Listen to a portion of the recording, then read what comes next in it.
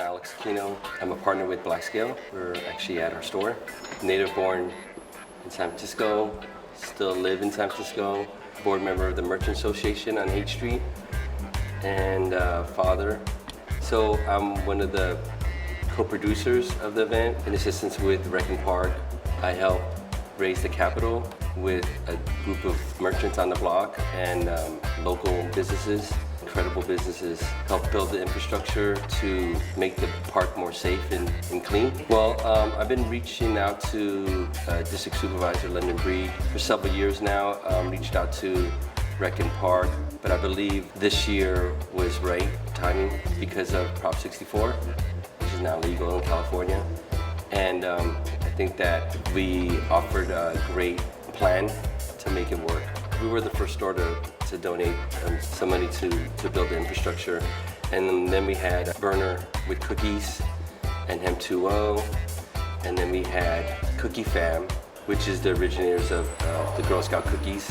And they came and sponsored the Green Door, one of the biggest dispensaries in San Francisco. Diamond Supply Co., which is another boutique store on 8th Street. High Times helped out too. But yeah, a lot of great support from a lot of local and native businesses. Sure, I stayed until 11 o'clock. But yeah, it was great. I think that we pulled it off for 10 weeks. We basically started this project 10 weeks prior to the event, which was incredible. We had a lot of support from all the city departments. But yes, I think that it was successful for our dry run, our first run, with the new infrastructure, with the new fencing, the new rules and regulations that were set with Rec and Park, and of course added the nice stage and music and all that good stuff. But I think overall it was great. The cleanup was great. The main meadow was done and cleaned out by 8 o'clock, which was amazing. So we already talked to Rec and Park and the district supervisor, and they were very pleased with what happened.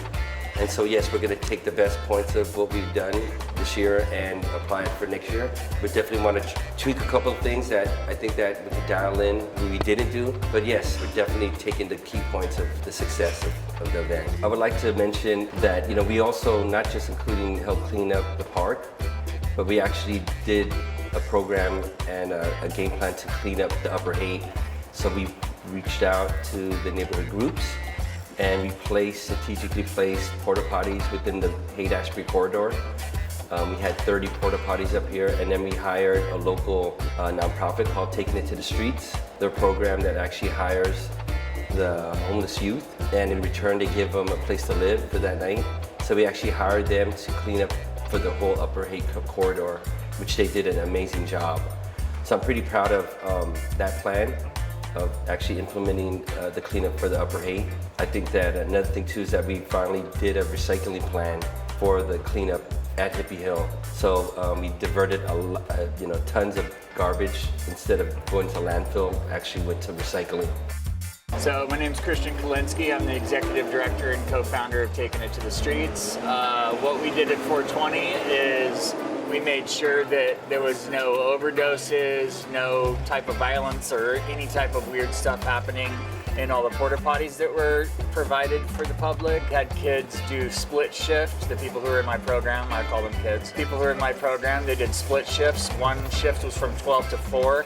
The other one was from 4 to 8. We made sure that the garbage wasn't piling up too much in the front of the park, all around Alfred Lake. We made sure that the toilets were cleaned for the most part, and we had them walking around the entire Upper Haight, making sure that there wasn't anybody passing out on steps, or everybody was safe, and we gave everybody training on how to deal with people who might be overdosing and people who might be too drunk and what to do in that situation. I think it was probably the best 420 that there's been. It was the first one I've ever been to, but living in this area for over 20 years, I have never seen it be as clean and as well put together as it was when it was actually managed by a group of people like Black Scale and Alex and Cookies and everyone else that took part of this.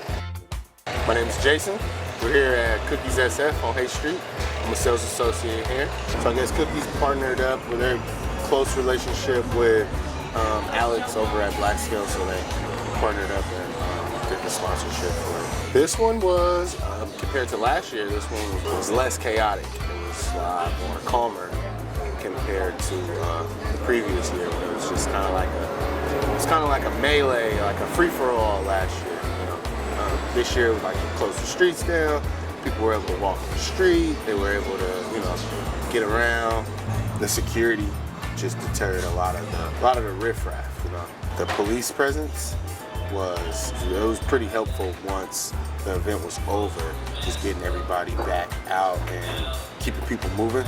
You want it to be safe. You don't want it to be a free for all. You don't want it to be, you just don't want it to be like this thing where anything can happen.